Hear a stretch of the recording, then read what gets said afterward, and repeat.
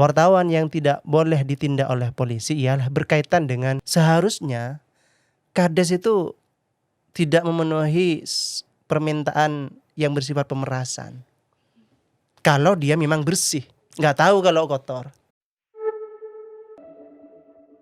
Halo Sobat KTV, balik lagi di Madura Podcast. Dan tentunya kali ini bersama saya Faiza Karamutarikma atau yang kerap disapa Kara. Dan kali ini di Madura Podcast lagi kedatangan tamu yang luar biasa banget, yang lagi rame nih di media sosial. Siapa lagi kalau bukan Mas Hairul Anam selaku Ketua PWI Pamekasan. Halo Mas. Ya, halo. Bagaimana kabarnya nih? Alhamdulillah sehat, Kara. Alhamdulillah sehat. Apalagi kebingungan masih dengan ramainya di media sosial terkait hal yang terjadi baru-baru ini? Nggak bingung. Nggak bingung ya? Udah clear nih? Belum. Oh belum. Oke. Dan by the way ya, Madura Podcast. Dan kali ini di sini kita kedatangan tamu yang luar biasa, dan tentunya ini terkait dengan pernyataan beliau yang lagi viral banget. Pertanyaan apa ya? Dimana ini salah satu kutipan yang menarik banget nih Mas, menurut Kara ya. Dari penekanan bahwa polisi agar tidak menindak wartawan, tetapi pada hari yang sama ini terjadi hal yang berbeda. Ini perlu kita kupas tuntas bersama nih Mas Anam di sini. Di mana di hari yang sama pada tanggal 31 Januari 2024 ya, Mas Anam selaku Ketua PWI Pamekasan mengeluarkan statement bahwasanya tidak ada ceritanya polisi boleh menindak wartawan nih. Jika ada aparat yang seperti itu berarti dia pembangkang terhadap Kapolri atau Jenderal Listio Sigit Prabowo yang sudah taken MOU nih dengan Dewan Pers. Tetapi pada hari yang sama Mas Anam juga mengeluarkan statement nih bahwa mengapresiasi Polres OTT oknum wartawan pemeras Kades PWI Pamekasan mengeluarkan statement tidak ada istilah cabut aduan. Ini sepertinya agak plan ya Mas ya. Ini seperti apa nih ceritanya, kronologinya nih, kok bisa akhirnya ada dua statement yang berbeda di dalam satu hari? Ya, pelimpan bagi yang tidak paham. Oke. Ya, jadi begini Kara, saya minum dulu. Silakan. Ya, benar di pagi hari itu, tanggal 31 Januari 2024, betul. Persatuan Wartawan Indonesia PWI Pamekasan itu merilis berkaitan dengan Memorandum of Understanding MOU antara Kapolri dengan Dewan Pers. Nah, kebetulan kenapa saya merilis itu karena ada yang namanya hearing dan sharing antara PWI Pamekasan dengan Kapolres Pamekasan. Betul. Nah, di sanalah kemudian saya memunculkan penegasan bahwa perlu direvitalisasi, dihidupkan kembali, digaungkan kembali berkaitan dengan MOU, nota kesepahaman antara Dewan Pers dengan Kapolri RI, yang di sana sebagai penguatan terhadap Undang-Undang Pers nomor 40 tahun 1999, bahwa setiap produk pers itu tidak bisa disikapi dengan undang-undang KUHP, maksud saya tidak bisa disikapi dengan KUHP, karena antara produk pers dengan segala kasus yang bersentuhan dengan KUHP itu berbeda. Nah, kemudian di saat itu juga terjadi OTT, operasi tangkap tangan, yang dilakukan oleh Polres Pamekasan. Sasarannya adalah wartawan bodong, wartawan gadungan. Betul. Nanti saya jelaskan kenapa saya mengkategorikan orang yang mengaku wartawan itu sebagai wartawan gadungan atau wartawan bodong. Nah, kronologinya yang saya cermati,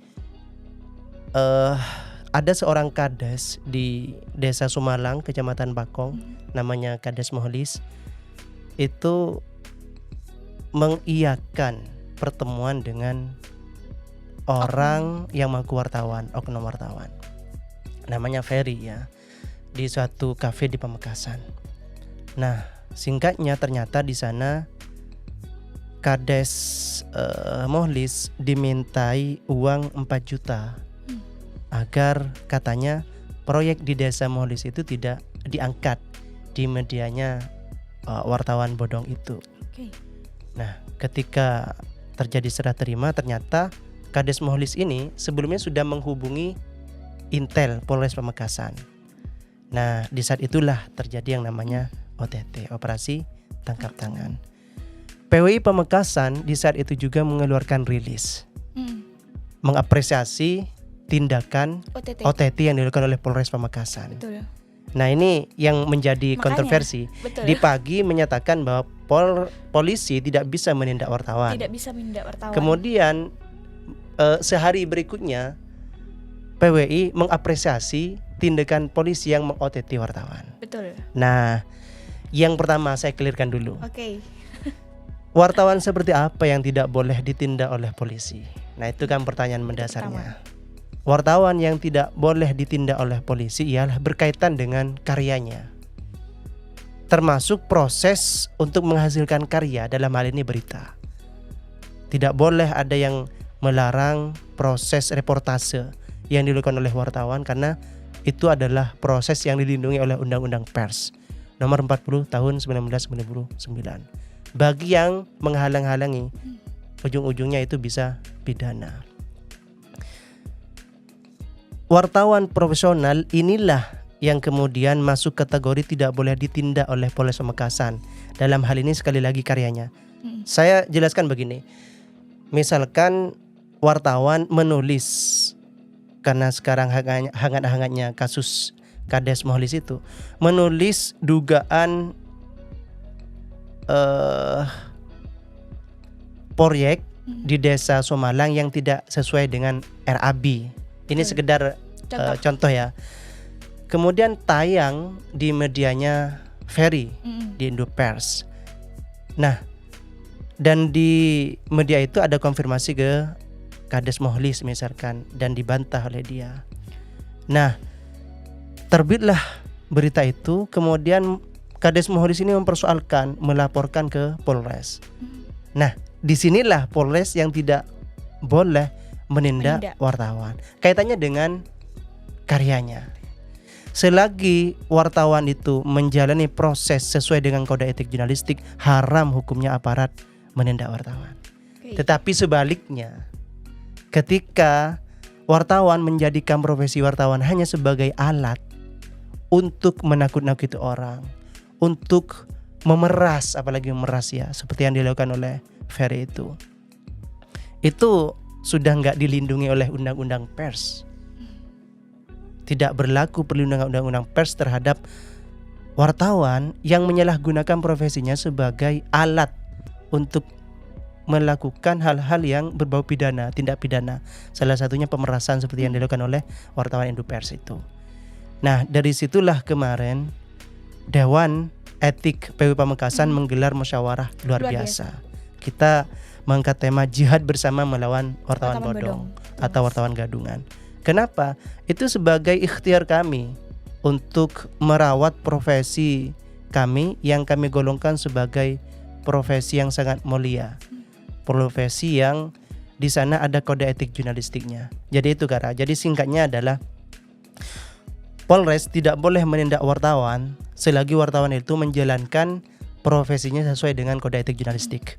Tetapi ketika wartawan itu melakukan hal yang melanggar kode etik jurnalistik dan itu berbau tindak pidana, maka boleh polisi melakukan penindakan terhadap itu. Ya. Yang perlu Kara highlight pertama ya Mas ya. Yang pertama, Undang-Undang Pers itu berbeda rekan-rekan sekalian dengan KUHP ya. Betul. Dan ketika ada seorang wartawan yang melaksanakan kegiatan jurnalistiknya sesuai dengan kode etik, itu maka dia dilindungi oleh Undang-Undang Pers. Tetapi ketika ada wartawan yang bergerak tidak sesuai dengan kode etik jurnalistik, maka pelanggarannya dia akan dikategorikan ke KUHP itu sendiri, Mas. Nah, ngomong-ngomong soal kode etik jurnalistik nih, kira-kira apa isi dari kode etik jurnalistik itu sendiri, Mas? Oke. Ini saya kaitkan dengan kasus itu ya. Jadi etik universal seorang wartawan adalah memihak terhadap kepentingan publik. Itu poinnya. Dan ini berkaitan dengan niat. Jadi di Kode Etik Jurnalistik nomor 1 itu pasal 1, di sana ditegaskan wartawan tidak boleh punya niat buruk. Niat saja tidak boleh. Niat mau memeras misalkan, bermodus pemberitaan, itu tidak boleh, apalagi sampai melakukan pemerasan seperti yang dilakukan oleh wartawan Indopers itu. Nah, yang benar adalah nomor 2, yaitu melakukan pekerjaan sebagai wartawan secara profesional. Misalkan Ferry ini mau mengungkap kasus dugaan korupsi proyek di Desa Somalang, yang kepala desanya Mohlis itu yang terlibat dalam OTT, yang menjadi korban pemerasan sehingga Ferry di OTT. Ya tulis saja, liput saja Ferry itu tanpa ada niat untuk mendapatkan uang untuk kepentingan pribadi. Kenapa harus menulis? Karena itu menyangkut kepentingan publik. Etik universalnya adalah kepentingan publik. Kalau tidak ditulis proyek dugaan korupsi proyek di Desa Somalang itu, maka yang dirugikan adalah masyarakat. Misalkan proyek jalan ya, kalau tidak sesuai dengan RAB, itu tidak awet jalannya, bisa cepat rusak. Padahal jalan itu untuk kepentingan umum. Di sanalah yang saya maksudkan etik universal dari kerja-kerja pers, kerja-kerja wartawan itu adalah untuk kepentingan publik. Itu yang pertama ya. Jadi yang pertama niat harus baik dulu, kemudian yang kedua bekerja secara profesional. Nah, saya masih ingat apa yang disampaikan oleh Pak Asis. Jadi Pak Asis ini guru saya waktu SMA, dan beliau mengajak saya untuk gabung di PWI, dan beliau pernah mengemban amanah sebagai ketua PWI 2 periode di Pamekasan. Beliau itu sering bilang begini, bahwa tugas kewartawanan adalah tugas kerasulan. Tugas kewartawanan adalah tugas kerasulan. Karena ini adalah tugas kerasulan, maka harus dihindarkan dari niat-niat busuk, niat-niat buruk, niat-niat jelek. Niat saja nggak boleh, karena ini tugas-tugas kerasulan. Saya pertegas di sini. Ini penegasan perlu saya sampaikan supaya disimak oleh teman-teman jurnalis ya. Ini panggilan jiwa, panggilan moral dari saya sebagai ketua PWI di Pamekasan. Tugas kerasulan ini harus dijunjung tinggi sebagai tugas kewartawanan. Yang pertama sidik. Ya, jujur. Kebenaran itu memang bisa diperdebatkan. Tetapi sesuatu itu mendekati kebenaran ketika sudah berlandaskan kejujuran. Nah, disinilah kemudian hadir yang namanya pemahaman wartawan itu menghadirkan berita yang faktual dan terverifikasi dan bertanggung jawab.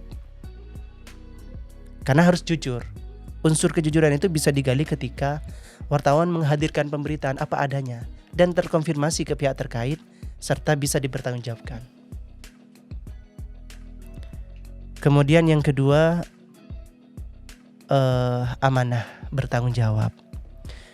Jadi profesi wartawan ini adalah profesi, bukan dijadikan alat untuk mendapatkan keuntungan pribadi. Inilah yang dimaksud dengan bertanggung jawab dengan profesinya. Ini erat kaitannya dengan yang ketiga, yaitu amanah. Amanah di sini ya jalankan kode etik jurnalistik yang berlaku di dunia wartawan. Ketika kita sudah mengabaikan kode etik jurnalistik itu, maka kita sudah tidak amanah dengan profesi kita. Dan yang terakhir, fatonah, cerdas.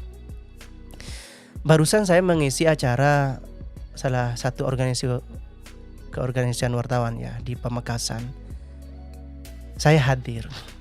Meskipun saya sudah ada beberapa agenda, tapi saya coba cancel agenda itu karena ini adalah sesuatu yang penting untuk digelorakan, bahwa wartawan itu harus cerdas, harus fatonah.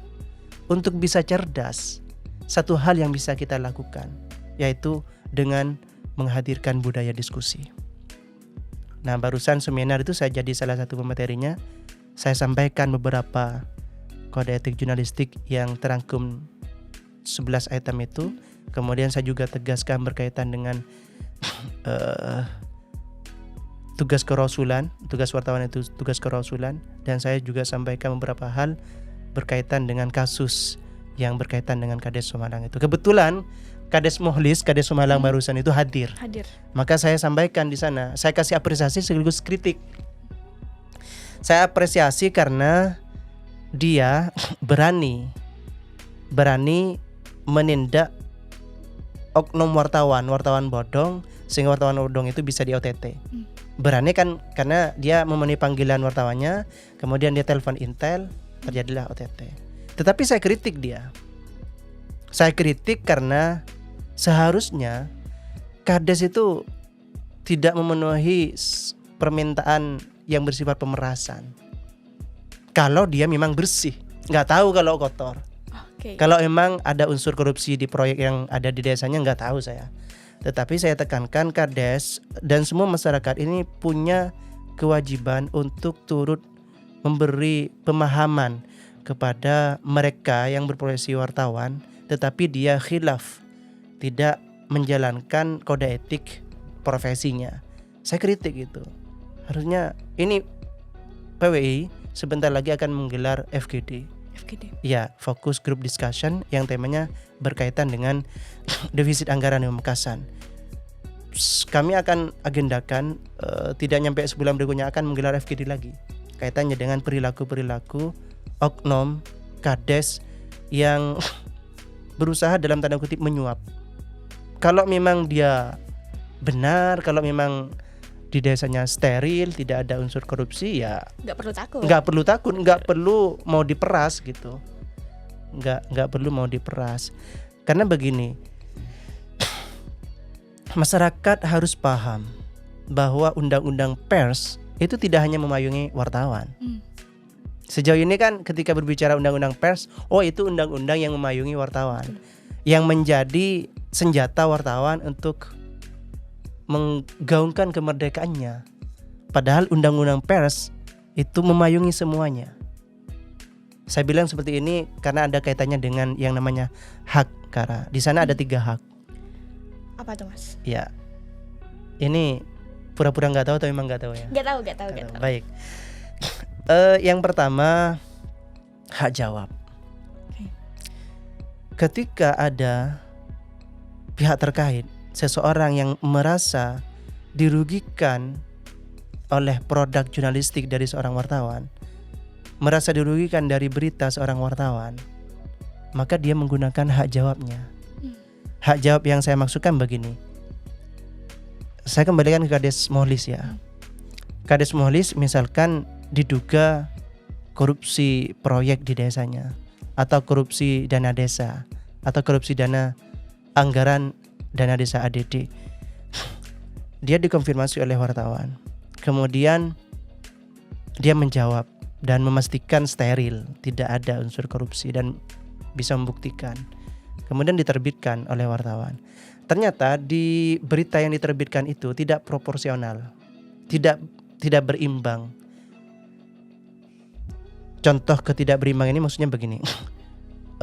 Ditulis 4 paragraf. Kemudian jawaban dari Mohlis hanya 1 paragraf. Ini kan sudah tidak proporsional. Dugaan korupsinya 4 paragraf, sementara konfirmasinya hanya 1 paragraf. Yang harus dilakukan itu adalah proporsional. Ini dari segi penulisan ya. Belum lagi dari segi data misalkan. Itu harus berimbang juga. Nah, di sanalah kemudian Kades Mohlis tidak bisa melaporkan polisi karena polisi nggak bisa menindak hasil karya berita wartawan. Yang bisa dilakukan adalah hak jawab, Kara. Jadi sampaikan aja berita ini ternyata tidak mengakomodir data valid yang sudah saya berikan. Dan saya minta hak jawab. Ketika orang meminta hak jawab, apalagi dilakukan secara resmi via email, harus dilayani. Diterbitkan di tempat yang sama dari penerbitan berita sebelumnya. Misalkan itu di koran cetak ya, di halaman yang sama, dan misalkan itu sebelumnya warna, keesokan harinya harus warna juga. Misalkan di media online jadi headline, jadikan headline juga gitu. Misalkan berita menjadi foto utama, jadikan foto utama juga gitu. Harus proporsional, paham ya? Proporsional. Kemudian yang kedua, hak apa tadi? Hak koreksi. Seperti apa itu Mas? Hak koreksi ini bisa dilakukan oleh siapapun. Meskipun itu bukan narasumber yang berkait dengan berita itu. Kara misalkan membaca kabar Madura, saya dari kabar Madura kan, dan ternyata Kara di sana mendapati kesalahan, baik itu dari keredaksian maupun hal lainnya. Kesalahan keredaksian maksud saya, entah itu datanya salah atau judulnya salah atau fotonya salah yang digunakan tidak terkait dengan berita, maka Kara sebagai masyarakat sipil harus terpanggil untuk melakukan koreksi. Itu hak koreksi. Supaya pers itu menjadi semakin sehat. Nah, yang terakhir, hak jawab dengan hak koreksi ini bukan untuk wartawan kan? Iya. Makanya itu saya bilang barusan, undang-undang pers ini untuk semua, tidak hanya untuk wartawan. Yang untuk wartawan itu hak tolak. Ngerti hak tolak? Bagaimana tuh? Iya, jadi ini hak untuk menolak ketika wartawan mendapati narasumber memberikan data dan datanya itu sensitif, dan kalau narasumber yang disebutkan di berita itu bisa berbahaya ke narasumbernya, dan narasumber minta identitasnya dirahasiakan, sementara datanya itu valid. Nah, ketika sudah terbit, ada orang yang merasa tersinggung dengan pemberitaan itu. Ada orang yang merasa, oh saya kena pukulan telak dari berita ini, dari data yang diberikan oleh sumber anonim yang tidak disebutkan di berita. Kemudian dia mendesak wartawan, siapa ini narasumbernya? Siapa yang membocorkan data ini ke sampean? Sebutkan namanya. Disitulah berlaku hak tolak. Wartawan boleh menolak itu. Bahkan dia berhak penuh untuk menolak itu.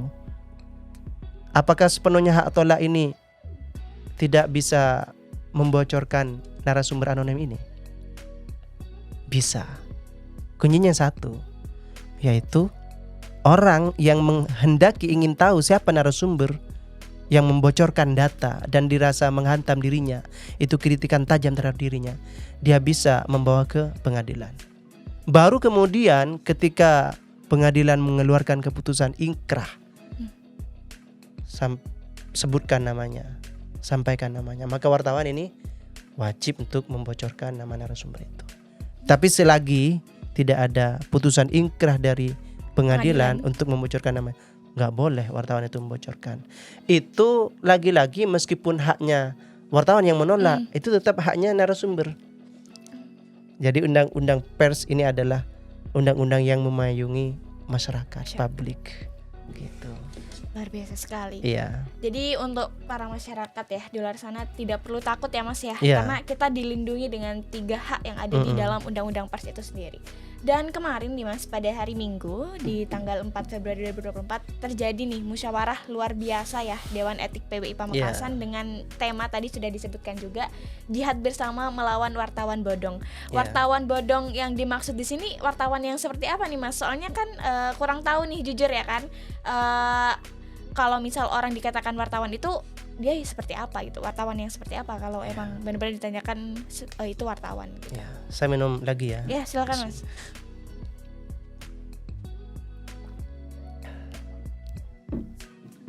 Ya, saya nostalgia ini, flashback ya. 2008 saat itu saya semester berapa ya? Semester 4. Saya menjadi kontributor Harian Surya. Menjadi kontributor Harian Surya, dan saat itu rame pembicaraan tentang wartawan bodrek, wartawan bodong, wartawan gadungan gitu. Yang rata-rata indikatornya mereka hanya berbekal kartu pers.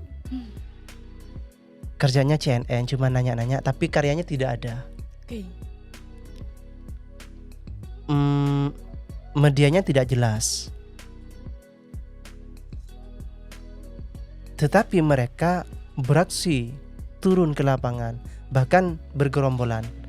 Makanya dikatakan wartawan botrek karena saat itu lagi gencar-gencarnya iklan botrek gitu kan, ada pasukan botrek gitu kan. Makanya itu dikatakan wartawan botrek karena bergerombol datang ke kepala desa, datang ke kepala sekolah, datang ke lembaga-lembaga pendidikan, ke yayasan, bergerombol dan dengan penampilan yang necis meyakinkan gitu. Oke. Mereka berbekal kartu pers dan menyatakan diri sebagai wartawan. Kerjanya cuman CNN, cuman nanya-nanya, tapi karyanya nggak ada. Cuman menakut-nakuti gitu. Karyanya nggak ada. Itu 2008. Kemudian dalam perkembangannya ternyata saya punya pemahaman baru bahwa saat ini wartawan bodong itu makin pintar, bisa mengakali gitu. Betul. Kalau dulu hanya berbekal kartu pers, sekarang wartawan bodong yang rata-rata sebelumnya aktif oknum LSM ya, lembaga swadaya masyarakat itu, dia punya kartu pers, kemudian punya karya nulis gitu ya, Punya website resmi juga. punya website resmi, perusahaan resmi ber-PT dan ber-SK Kemenkumham RI. Itu pers itu sudah resmi, wartawan resmi, media resmi gitu.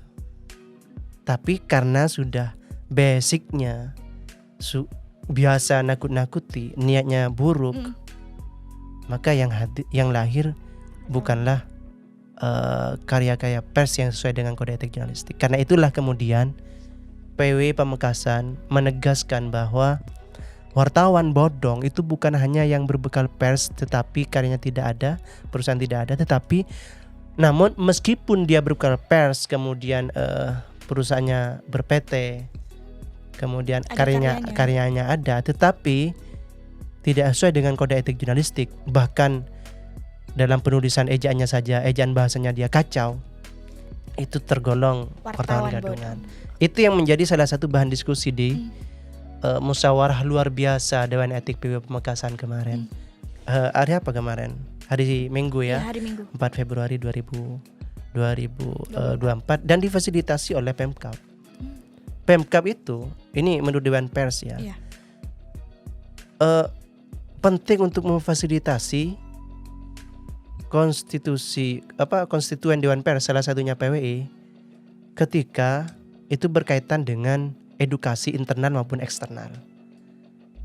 Salah satu contohnya di tahun kemarin, PW Pamekasan saat itu di bawah kepemimpinan Mas Tabri itu menggelar uji kompetensi wartawan yang diikuti oleh 30 wartawan se-Pamekasan. Itu menggandeng Diskominfo, difasilitasi oleh Pemkab. Mulai dari tempatnya, kemudian honor pengujinya, termasuk konsumsinya dan seterusnya. Itu sah dan oleh Dewan Pers dianjurkan memang untuk memfasilitasi itu. Kenapa? Karena itu bagian dari edukasi internal, edukasi wartawan. Ketika wartawan sudah teredukasi, maka pilar demokrasi ini akan tegak berdiri dan itu menguntungkan terhadap jalannya roda pemerintahan, termasuk roda pemerintahan di daerah. Nah, ini belum disinggung berkaitan dengan wartawan profesional ya. Singkat saja, wartawan profesional itu salah satunya dia lulus uji kompetensi wartawan. Uji kompetensi wartawan. UKW.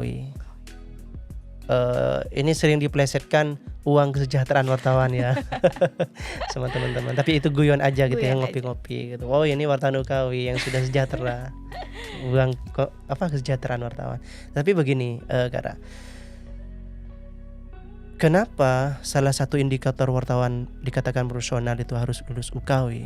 Karena di ujian kompetensi wartawan mereka diuji benar, termasuk pematangan terhadap penguasaan kode etik jurnalistik itu diuji benar di UKW, dan pengujinya adalah orang wartawan senior yang itu sudah melalui proses lama dan proses yang sangat berat untuk mendapatkan rekomendasi atau penegasan dari Dewan Pers bahwa dia berhak menjadi penguji di uji kompetensi wartawan. UKW. Itu salah satu indikatornya. Jadi ketika ada wartawan namu ke Kades misalkan atau Kadis, kepala dinas, di kepala dinas dan Kades atau kepala sekolah atau siapapun yang dihitung wartawan itu berhak untuk menanyakan, boleh tahu kartu UKW-nya. Kalau dulu kan hanya boleh tahu kartu persnya gitu. Itu seruan dari Dewan Pers. Nah, PW Pamekasan kemarin di Dewan Etik mencoba untuk berpikir berkaitan dengan sepertinya di Pamekasan ini banyak wartawan profesional yang belum lulus UKW karena beberapa hal. Bisa saja karena mereka tidak punya kesempatan untuk ikut UKW, atau karena mereka ya disibukkan lah oleh beberapa alasan sehingga tidak ikut UKW. Maka kemudian saya tegaskan bahwa wartawan profesional ini tidak hanya diikat oleh UKW, tetapi dia yang berkhidmat terhadap kode etik jurnalistik. Maka tugas PWE di samping edukasi internal, ke depan ini akan gentol untuk melakukan edukasi eksternal. Edukasi eksternal ini pemahaman kepada masyarakat bahwa wartawan itu profesi. Yang namanya profesi ada kode etik jurnalistiknya. Kita sosialisasikan, inilah kode etik jurnalistik wartawan. Kalau ada wartawan tidak memenuhi kode etik jurnalistik ini, maka bisa dipastikan itu wartawan bodong, wartawan gadungan. Oh ya, ada yang namanya cover both side, Kara. Cover both side ini keberimbangan salah satunya harus terkonfirmasi. Terutama berita yang beraroma kasus. Ini harus terkonfirmasi ini. Jangan sepihak. Sepihak yang saya maksudkan misalkan Kara ya. Kara ini nelpon ke saya, Mas, ini ternyata ada persoalan di desa saya misalkan. Kades itu ternyata tidak netral dalam pemilu 2024. Dia itu berpihak terhadap 01 atau 02 atau 03.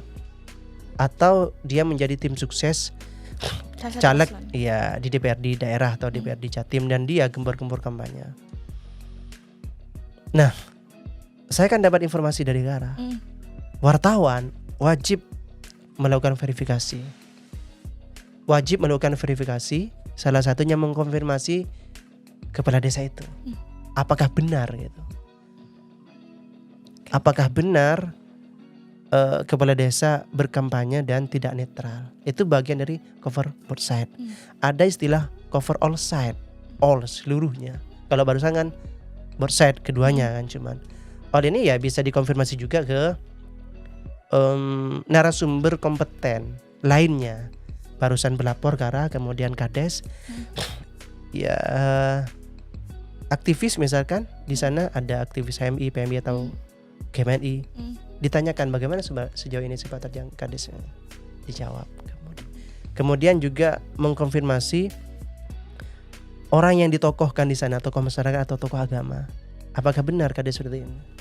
Dapat data baru. Ada tambahan data. Itu cover both side. Saat ini diusahakan wartawan tidak sebatas cover both side, tidak dua arah saja, tetapi diupayakan cover both side supaya verifikasinya semakin kuat. Semakin kuat verifikasi data yang kemudian nanti terbit menjadi berita, itu mendekati kebenaran. Mendekati kebenaran. Kenapa saya bilang mendekati kebenaran, bukan langsung kebenaran? Karena kebenaran itu hak prerogatif Tuhan, Allah ya, Tuhan kita gitu kan. Oke. Ya. Dan telah apa yang sudah banyak terjadi ya Mas ya dalam beberapa bulan ini, akhir-akhir ini. Kalau boleh tahu, ini tuh hadiah atau musibah sih dalam rangka menyermakan Hari Pers Nasional ya? Oh gitu ya? Iya betul. Oh iya. Siapa tahu ini kan sekarang lagi bulan-bulannya Hari Pers Nasional kan, terus malah PWI Pamekasan dapat hal seperti ini. Ini musibah atau hadiah nih Mas? Iya. Perlu ditegaskan. Wartawan yang kena OTT Polres Pamekasan itu tidak ada yang menjadi anggota PWE. Dan saya cek itu juga tidak menjadi anggota organisasi paguyuban yang ada di Pamekasan. Aliansi Jurnalis Pamekasan, AJP tidak ada. Ferry itu wartawan yang ditangkap itu. Kemudian Jurnalis Center Pamekasan JCP tidak ada. Forum Wartawan Pamekasan Tidak ada. FVP tidak ada. Paguyuban Insan Jurnalis Pamekasan PJP tidak ada. Termasuk Komunitas Jurnalis Pamekasan KJP tidak ada. Ada juga Ikatan Wartawan Online. Mbak Heni itu ketuanya, Iwo, itu tidak ada. Artinya apa? Bagi saya baru dikatakan musibah kalau itu menimpa wartawan yang selama ini saya cermati dia menjalankan profesinya sesuai dengan kode etik profesi, kode etik jurnalistik. Baru itu dikatakan musibah.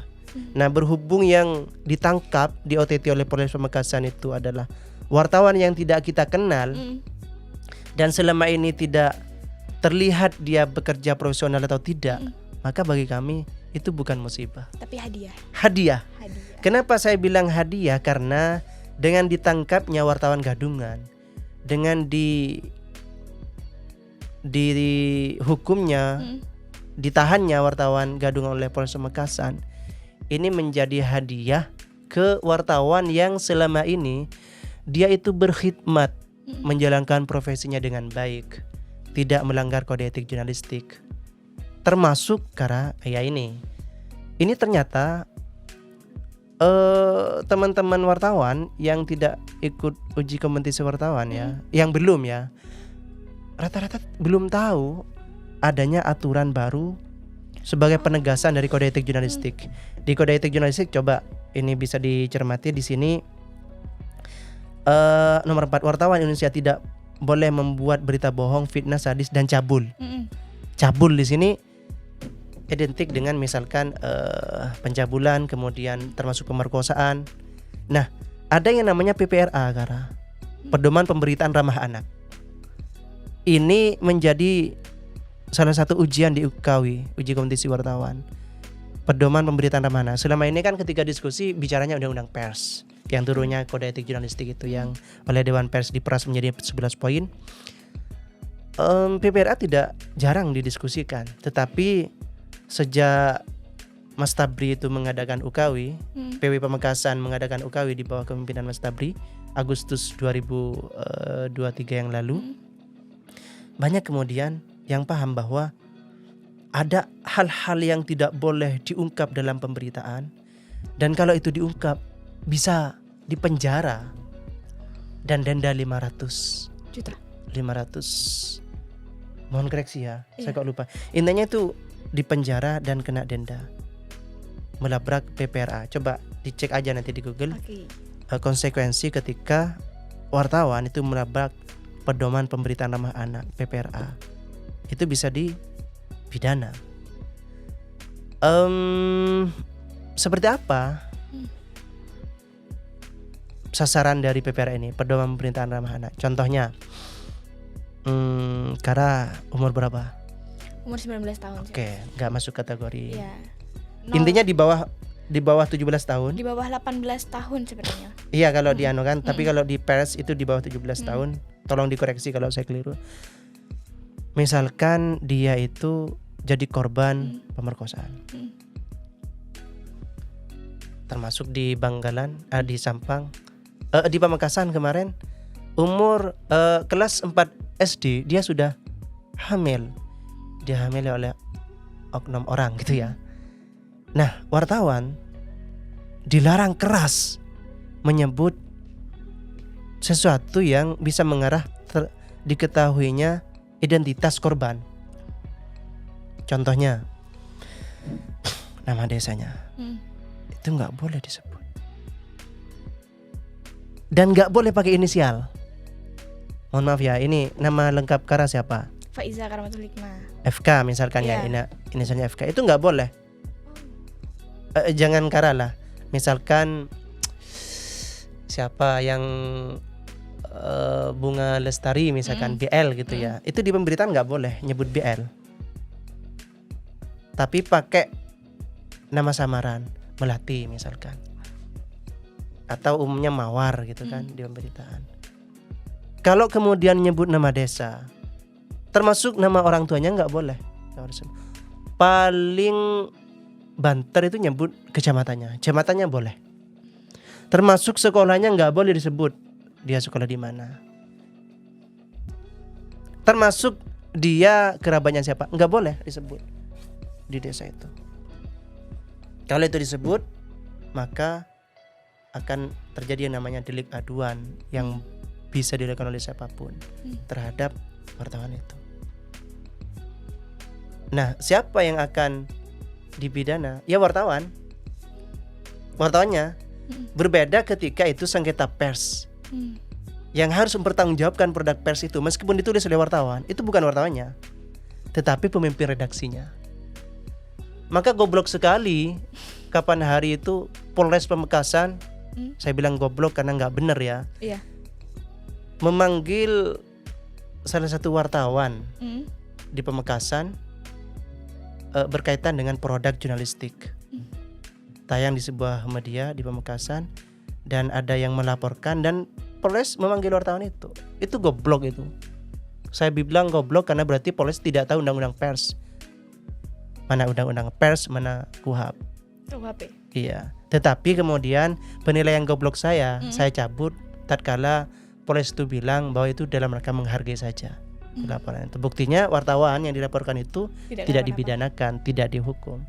Andai dihukum, andai dipidanakan, kita akan gempur habis-habisan Polres. Kita akan menjadi musuh besar Polres karena Polres sudah tidak menjalankan undang-undang pers. Tetapi nyatanya Polres ternyata tidak menghukum wartawan itu dan itu selesai dengan sendirinya. Karena itu sudah ranah sengketa pers. Sekali lagi, itu kan yang dipersoalkan yang dilakukan wartawan kan. Seandainya orang ini melaporkan ke Dewan Pers, itu baru benar. Yang goblok sebenarnya yang melaporkan. Yang Polres hanya menghargai saja. Nah, sekali lagi ketika sengketa pers bukan wartawannya yang disidang oleh Dewan Pers, tetapi pemimpin redaksinya. Maka berat tanggung jawab pemimpin redaksi ini, sehingga wartawan harus maklumi ketika pemimpin redaksi itu marah-marah karena datanya nggak lengkap, karena meraba deadline, karena tanggung jawab penuh produk karya berita itu adalah pemimpin redaksi. Kalau ada apa-apa itu bukan wartawannya, tapi pemimpin redaksinya. Berarti kalau di KTV ada Mas Syahid ya Mas? Iya, di KTV ada Mas Syahid pemimpin redaksinya gitu. Dan kita sudah sedikit nyinggung ya Mas ya soal Hari Pers Nasional nih. Dan kira-kira karena sempat baca juga di platform berita, katanya Persatuan Wartawan Indonesia Pamekasan lagi nyiapin media call center atau MCC. Nah, boleh tahu nih Mas, itu progresnya udah sampai mana dan kenapa nih ada MCC gitu? Oh, ini pertanyaan bagus ya. Iya, betul. Ini pertanyaan bagus karena membuat saya ingat apa yang sedang disiapkan oleh PW Pamekasan. Jadi kamu tahu kan PW itu singkatan dari apa? Persatuan Wartawan. Iya. Persatuan Wartawan Indonesia, bukan Partai Wartawan Indonesia. Betul. Bukan Persatuan Waria Indonesia juga bukan. Jadi dipastikan karena bukan Partai Wartawan Indonesia, dipastikan kita independen. Karena kita bukan Persatuan Waria Indonesia, dipastikan kita berani menegakkan kebenaran. Selagi itu benar sesuai dengan kode etik Indonesia, kita jalankan. Nah, sebenarnya MCC ini media call center sudah kami canangkan menjadi salah satu bagian dari rangkaian peringatan Hari Pers Nasional di Pamekasan. Karena PW Pamekasan itu menggelar Hari Pers yang pertama FGD itu Focus Group Discussion, tapi kemudian dengan beberapa pertimbangan dipending setelah pemilu. Karena temanya itu sangat sensitif dan berkaitan dengan pemimpin sebelumnya yang sekarang sedang berjuang ke Senayan gitu. Itu pertimbangan etis saja, pertimbangan etis saja, tidak ada pertimbangan lain, sehingga dipending setelah pemilu. Nah, media call center sesuai dengan namanya, karena ini menjadi wadah baru bagi masyarakat Madura, khususnya Pamekasan, ketika mereka ingin bermesraan dalam tanda kutip dengan pers, dengan wartawan. Ketika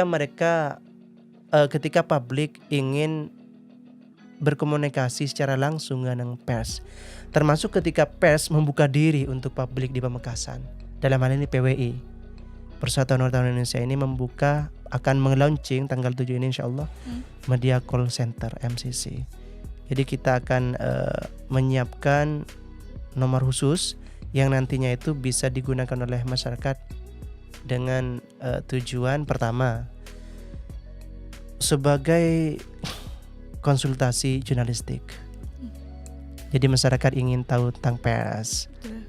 Kode etik jurnalistik dikaitkan dengan kasus-kasus yang menimpa mereka, kejadian-kejadian yang menimpa mereka, bagaimana dalam pandangan pers itu, bisa ke MCC ini nanti, bisa ke Media Call Center PWI Pamekasan. Termasuk ketika ada oknum wartawan yang menyalahgunakan profesinya, hanya menjadikan profesinya sebagai alat untuk memeras, bisa langsung ke PWI Pamekasan. Makanya dan kita ini sikapi. Hadiah ya Mas? Ya, ini hadiah untuk masyarakat Pamekasan. Betul, karena dari PWI. waktunya timingnya pas sekali Iya, nih ya timingnya kan ya. pas. Maksudnya berurutan gitu loh, dari Betul. kejadian sampai akhirnya mau launching, ini adalah jawaban seakan-akan Iya. Media Call Center. Dan terkait dengan MCC ini, Kara, kita disupport penuh oleh Polres Pamekasan. Support yang diberikan Polres begini. Jadi ketika ada kasus yang itu berkaitan dengan wartawan dan masyarakat melapor ke PWI Pamekasan, kita diskusi ini, kita analisis. Ini masuk ranah pidana atau undang-undang pers. Kalau masuk ranah pidana, kita langsung telepon aja Pak Kapolres. Dan Pak Kapolres sekarang terbuka dengan wartawan. Dia WA-nya aktif 24 jam. Mau mati dia cas. Luar biasa sekali. Iya, dia cas. Dan beliau siap backup semua program PWI Pamekasan berkaitan dengan kebebasan pers. Karena salah satu kebebasan pers itu bisa tercapai ketika profesi wartawan itu betul-betul dijunjung tinggi, tidak dijadikan alat untuk kepentingan pribadi. Nah, jadi ada itu ya. Yang pertama, sebagai wadah konsultasi jurnalistik oleh warga Madura, khususnya warga Pamekasan. Kemudian yang kedua, sebagai wadah laporan. Misalkan laporan itu berbau pidana, nanti kita komunikasi dengan Polres. Misalkan itu berkaitan dengan sengketa pers, ya kita selesaikan di internal. Betul. Sesuai dengan aturan yang berlaku di profesi wartawan ini. Wah, luar biasa sekali. Jadi Media Call Center ini ya, perlu diketahui sahabat KTV, ini adalah jembatan ya untuk masyarakat, kemudian jembatan antara PWI Pamekasan dan juga Kapolres Pamekasan. Dan terakhir nih Mas, dari Kara ya, bolehlah sepatah atau dua kata yang untuk sahabat KTV di sana terkait hal yang sudah terjadi di Pamekasan akhir-akhir ini, atau mungkin nanti ketika apa yang sudah disiapkan sama PWI Pamekasan untuk menyambut Hari Pers Nasional nih. Iya. Jadi PWI Pamekasan saat ini tuh menekankan semuanya harus serba dialogis. Betul. Serba komunikatif. Karena kalau kita melihat sesuatu tapi tidak dikomunikasikan, menilai kerja pers misalkan, kerja wartawan tapi tidak dikomunikasikan, itu biasanya akan melahirkan kesalahpahaman, melahirkan unek-unek yang berujung kepada hal-hal yang negatif. Dan itu tidak baik dalam hal apapun. Jadi PWI Pamekasan menghimbau kepada semua pihak untuk membudayakan diskusi dan membaca. Jadi Fatonah tadi ya mencadangkan, saya kan bilang diskusi. Itu wartawan juga harus selalu membaca. Saya sampai saat ini siaga buku, baik di mobil, di kendaraan, di ruang kerja saya juga siaga buku. Karena ketika ada buku dan sedang santai, itu HP taruh aja, baca itu 1 atau 2 halaman. Dan saya biasa nulis sampai saat ini setiap hari di kertas, di buku gitu.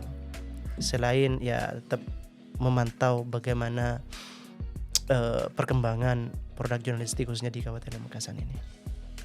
Ya. Dan itu dia sahabat KTV, dan pertemuan kita pada hari ini luar biasa sekali ya Mas Anam ya. Saya juga dengan sendiri mendapat banyak ilmu lah terkait bagaimana itu wartawan, bagaimana dunia pers, dan ternyata banyak hal yang melindungi pers itu sendiri melalui undang-undang pers, dan kalau bukan ranahnya itu ada KUHP, sahabat KTV sekalian. Closing statement. Betul. Dan silakan Mas Anam untuk closing statement kita kali ini udah ditunggu-tunggu banget nih. Iya. Jadi closing statementnya adalah 3K. Apa tuh?